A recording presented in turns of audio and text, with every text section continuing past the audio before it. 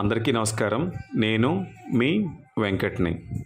ఈరోజు మనం శ్రీ రంగనాథుని పూజించి ప్రేమించి ఆయన సతీమణిలో ఒక్కరిగా గుర్తింపు పొందిన బీబీ నాంచియార్ కథ తెలుసుకుందాం. 10వ శతాబ్దంలో కోలుతంగ చోళుడు అనే క్రూరమైన రాజు ఒకతను ఉండేవాడు. అతను శ్రీ రామానుజుల వారిని చంపాలని పన్నాగం పన్నుతాడు.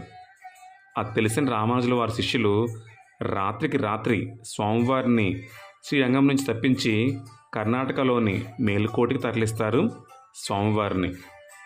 స్వామివారు మేల్కోటి చేరిన తర్వాత మేల్కోటి రాజైన విష్ణువర్ధనుడిని కలుస్తారు.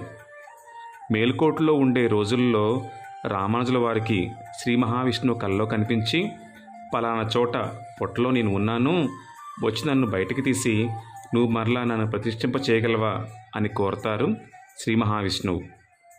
ఆ పుట్టను తవ్వి చూడగా అందులో ఒక విగ్రహం కనబడుతుంది. ఆ స్వామివారే చెలువ నారాయణ స్వామివారు. చెలువ నారాయణ స్వామివారు ఎంతో అందంగా ఉంటారు. ఎంతసేపు చూసినా చూడాలి అనిపించే రూపం స్వామివారిది. తరువాత స్వామివారిని గుడిలో ప్రతిష్ఠింపచేస్తారు రామానుజుల వారు. స్వామివారి నగలు ఎక్కడ ఉన్నాయని ఆ రాజు విష్ణువర్ధనుడిని అడుగుతారు. విష్ణువర్ధనుడు ధనాగారంలో ఉన్నాయి అని వెతుకుతారు. ఆ ధనాగారంలో స్వామివారి నగలతో పాటుగా ఓ కిరీటం కూడా దొరుకుతుంది. అప్పుడు రామానుజుల వారు ఈ కిరీటం ఏ విగ్రహానిది అని అడుగుతారు. అప్పుడు విష్ణువర్ధనుడు కొన్ని సంవత్సరాల క్రితం తురుష్కులు ఈ ఆలయం మీద దండయాత్ర చేసి చాలా విగ్రహాలను పట్టుకొని వెళ్ళారు. ఆ విగ్రహాల కిరీటం ఇది అని సెలవిస్తాడు. ఈ కిరీటం ఒక ఉత్సవమూర్తి కిరీటం అని కూడా సెలవిస్తాడు. సరే అని రామానుజుల వారు ఢిల్లీ బయలుదేరి వాళ్ళ రాజ్యసభకు వెళ్తారు. ఆ సభలో రాజుగారి దగ్గర ఉన్న వారందరినీ వాదనలో ఓడించి సనాతన ధర్మం అంటే ఏమిటి అని నిరూపిస్తారు.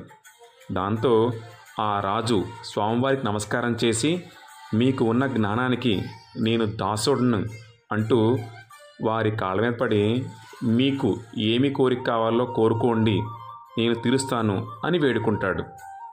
అప్పుడు స్వామివారు, మీ భటులు మేలుకోటి గుడిని పాడు చేసి ఒక ఉత్సవమూర్తిని తీసుకుని వచ్చారు, ఆ విగ్రహాన్ని నాకు ఇవ్వండి అని అడుగుతారు రామానుజుల వారు.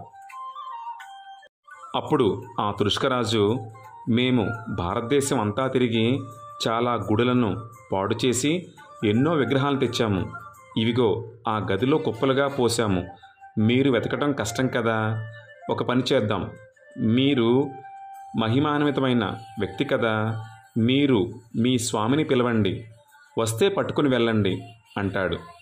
స్వామివారు పద్మాసనం వేసుకొని కూర్చొని స్వామివారిని ధ్యానం చేయగా స్వామివారు నడుచుకుంటూ వచ్చి రామానుజుల వారి ఒడిలో కూర్చుంటారు. ఆ రాజు దాంతో ఆశ్చర్యపోయి స్వామివారికి రథం, గుర్రాలను ఇచ్చి వారిని మేల్కోటి పంపిస్తాడు. ఆ తరువాత జరిగింది అసలు కథ. ఆ రాజుకి ఒక్కగానొక్క కుమార్తె. ఆవిడకు ఆ విగ్రహం అంటే విపరీతమైన ఇష్టం. దాంతో తన మందిరంలో పెట్టుకొని రోజు ఆ విగ్రహానికి స్నానం చేయించడం, బట్టలు కట్టడం, ప్రసాదం పెట్టడం చేసేది. ఆ విగ్రహాన్ని ఒక ప్రియుడిలా భావించి పూజించేది. ఆమె ఆ రోజు బయటకు వెళ్ళి తన గదికి వచ్చేసరికి స్వామివారి విగ్రహం కనిపించదు. ఇక వెంటనే రాజమందిరం అంతా వెతుకుతుంది, ఎక్కడా కనిపించదు. ఆఖరికి తెలుస్తుంది, ఒక సన్యాసి వచ్చాడు, వారు విగ్రహాన్ని తీసుకుని వెళ్ళారని. ఆమె ఎంతో బాధతో తండ్రిని వేడుకుంటుంది. తన తండ్రి, నేను మన సైనికులను పంపించి తెప్పిస్తానమ్మా అన్నా వినకుండా బయలుదేరి మేలుకోటికి చేరుకుంటుంది. అప్పటికే ఆ విగ్రహాన్ని శుద్ధి చేసి గర్భగుడిలో ప్రతిష్ఠిస్తారు రామానుజుల వారు. ఆవిడ గర్భగుడిలో ఉన్న స్వామివారిని చూసి, నన్ను వదిలిపెట్టి వచ్చేస్తావా అని బోరుబోరున ఏడ్చి అక్కడే గర్భగుడి గుమ్మం దగ్గర మరణిస్తుంది. స్వామివారి మీద ఉన్న ప్రేమతో ప్రాణాలు వదిలేస్తుంది. అది చూసిన రామానుజుల వారి గుండె తరుక్కుపోతుంది. ఈ అమ్మాయి సాక్షాత్తు స్వామివారి భార్య. ఈమె పేరు బీబీ నాంచియార్ అని చెప్పి ప్రకటిస్తారు. బీబీ నాంచియార్ సాక్షాత్తు శ్రీ లక్ష్మీ అమ్మవారి అవతారం. ఇది బీబీ నాంచియార్ చరిత్ర. నిర్మలమైన భక్తితో భగవంతుణ్ణి ఆరాధించిన ఆయన తప్పకుండా అనుగ్రహిస్తాడు అని చెప్పడానికి బీబీ నాంచియార్ కథ ఒక ఉదాహరణ. కావున అందరూ నిర్మలమైన భక్తితో భగవంతుని సేవించిన ఆయన కృపా కటాక్షంలో పొందగలరు.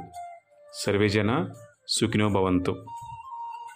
బీబీ నాంచియార్ స్వామివారి విగ్రహంలో స్వామివారిని చూసుకుని రోజూ స్నానం చేయించి ప్రసాదం పెట్టి ఆ విగ్రహాన్ని ప్రియుడిలా భావించి స్వామివారిలోనే ఐక్యమైపోయింది.